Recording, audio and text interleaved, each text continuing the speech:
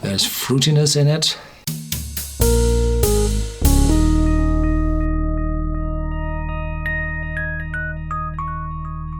Welcome to Whisky.com, where fine spirits meet. My name is Lüning, Horst Lüning, and the master taster of Whisky.com. And today we have a Glenrothes here in my cask, and it's an independent bottle from Gordon McPhail, one of the most prominent independent bottlers in Scotland, Elgin.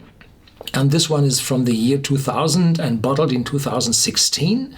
So it's a full 15 years old. The exact dates are on the back.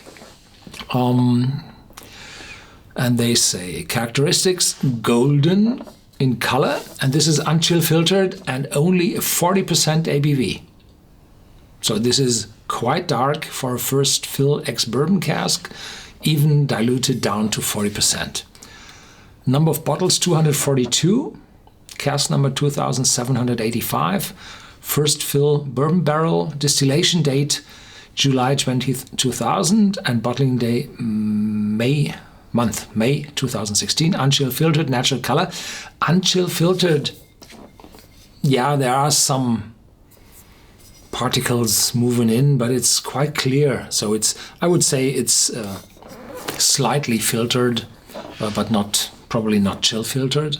And with 40% ABV, there's no necessity to dilute it further down, so that you won't see the cloudiness of this whiskey. In the nose, sweet vanilla aromas from the first fill ex-bourbon cask mingle with ripe banana, apple, and toasted malt. And the banana apple will come from the distillery character of Glenrothes. Palate, sweet and creamy with kiwi, grapefruit, and lime flavors, complemented by a charred oak edge, and finish smooth and creamy with hints of lime. Glenrothes is famous for their vintage series and their marriage period they have for their vintage mixtures. And so this one, as a first fill single cask, this is very untypical for Glenrothes. It's not reasonably priced, 65 to 70 euros. And the amount of bottles is so small, with 242, that this bottle is only distributed in one country. And thank you, the distributor gave me this bottle, and I have to send it back after tasting it. So there will be quite no chance that you will have it in a country different from Central Europe, somewhere around the world. But this shall be an example. Oh, a little too much. An example how a Glenrothes will taste if you're not looking for those wine casks and sherry casks, what they typically use.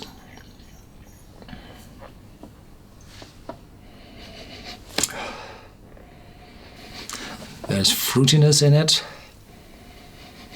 Probably those apples, yes. Not too sour apples, no. Sweeter ones.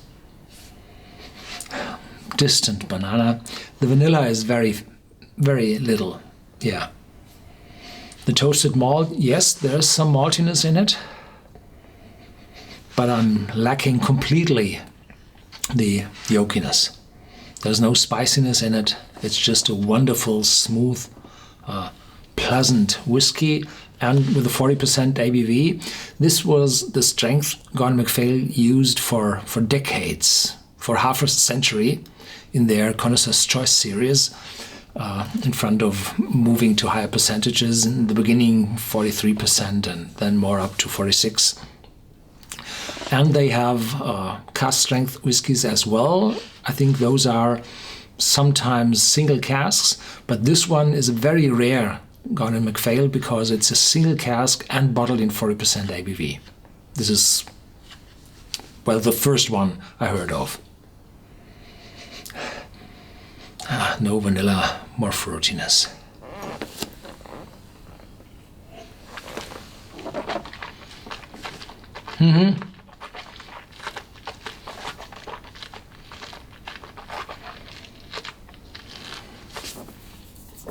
In the start, lime and really sour.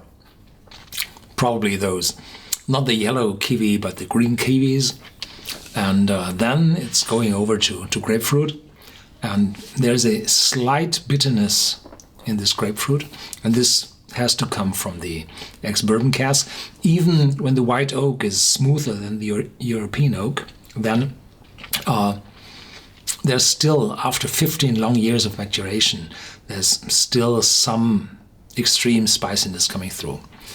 And here we can see that a first fill ex-bourbon cask is able to deliver spiciness, smooth spiciness,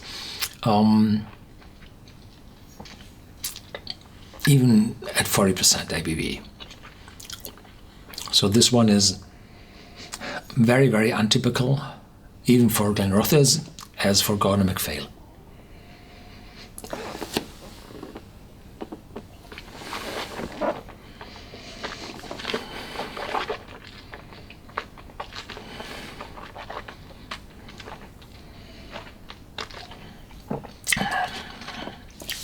The taste is wonderful, and the aftertaste is quite long, showing grapefruit again.